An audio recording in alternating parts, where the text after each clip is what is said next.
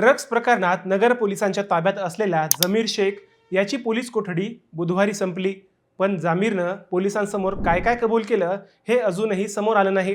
जमीर मुकुंदनगरचा, याच मुकुंदनगरमध्ये ड्रग्जचं मोठं सिंडिकेट असल्याचं सांगितलं जातंय. पोलिसांनी आत्तापर्यंतच्या तपासात जे गुन्हेगार पकडलेत ते फक्त या सिंडिकेटचे प्यादे आहेत. मुख्य आका आणि या साखळीचे बोके अद्याप मोकाटच आहेत. 30 लाखांचं ड्रग सापडतं म्हणजे किमान काही कोटींचं हे साम्राज्य नक्कीच आहे. पण पोलीस फक्त 2-4 प्याद्यांना ताब्यात घेऊन समाधान मानत असतील तर खुश होण्याची गरज नाही. पुन्हा पुढच्या आठवड्यात नवा जमीर हा धंदा करताना सापडेल. नगरला जर उडता पंजाबच्या मार्गावर न्यायचं नसेल तर नगर शहरातील आका, त्या आकाचा बाहेरील आका, त्यांची साखळी, हँडलर आणि छोटे मोठे विक्रेते हे शोधावे लागणार आहेत. नेमकं काय चाललंय या तपासात हेच आपण या व्हिडिओतून पाहणार आहोत. नमस्कार, मी अजय आणि आपण पाहत आहात अहिल्यानगर लाईव्ह 24, नगरी घडामोडींचं परफेक्ट अनालिसिस. गेल्या आठवड्यात तोफखाना पोलिसांनी एक संशयित कार पकडली. मिस्किनमळा परिसरात ती संशयास्पदरित्या फिरत होती. पोलिसांनी त्या कारची झडती घेतल्यावर त्यात 150 ग्रॅमपेक्षा जास्त MD म्हणजेच मेफेड्रोन सापडले. शिवाय या कारवाईत खेळण्यातील पिस्तूल, चाकू, मास्क आणि दरोड्यासाठी लागणारे इतर साहित्यही जप्त करण्यात आले. या कारवाईत 2 जण पोलिसांच्या ताब्यातून पळून गेले, पण पोलिसांनी वसीम, रहमान आणि जिशान यांना ताब्यात घेतलं. ड्रग्ज आणि इतर साहित्य मिळून तब्बल 36 लाखांचा मुद्देमाल हस्तगत करण्यात आला. या ड्रग्जचा पुरवठादार जमीर निसार शेख हा मुकुंदनगरचा व्यक्ती असल्याचं समोर आलं. तोच या कारवाईत पळून जाणाऱ्यांपैकी एक होता. अखेर 2 दिवसांच्या प्रयत्नानंतर जमीरही गजाआड झाला. मुकुंदनगर व तेथील ड्रग्जचं सिंडिकेट तपासात समोर आलं. पोलिसांनी इतरही काही जणांची चौकशी केली. या 4ही आरोपींना 29 जुलैपर्यंत पोलीस कोठडी मिळाली. आता या तपासादरम्यान अनेक प्रश्न उपस्थित होऊ लागले. या चौघांकडे सापडलेले तब्बल 31-32 लाखांचे ड्रग्ज हे फक्त सापडले तेवढेच नसावेत, कारण ड्रग्जचा धंदा हा पानटपरीसारखा किंवा मावा गुटख्यासारखा नसतो. त्याची साखळी आणि ग्राहक हे उच्चभ्रू असतात. मुळात MD महाग असल्यानं ती नशा एखाद्या चौकातला पिंट्या बाबू करत नाही. ड्रग्जचं साम्राज्य चालवायचं म्हटल्यावर त्याची साखळी थेट देशांतर्गत किंवा थेट आंतरराष्ट्रीयही असते.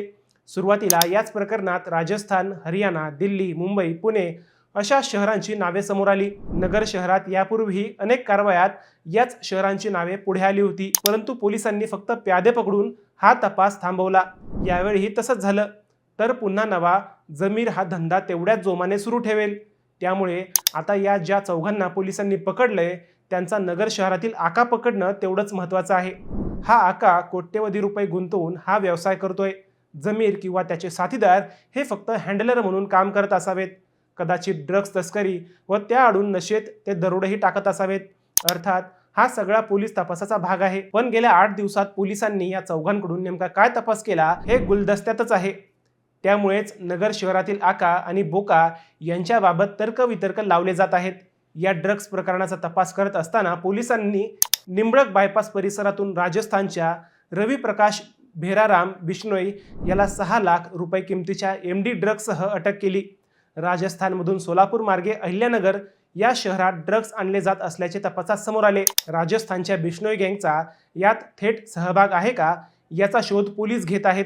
तपासात हे ड्रग्ज पुणे, मुंबई आणि राजस्थानमधून नगरमध्ये येत होते. एका खंडणीच्या गुन्ह्याचा तपास करत असताना पोलिसांच्या हाती अचानक या ड्रग्ज रॅकेटचा धागा लागला.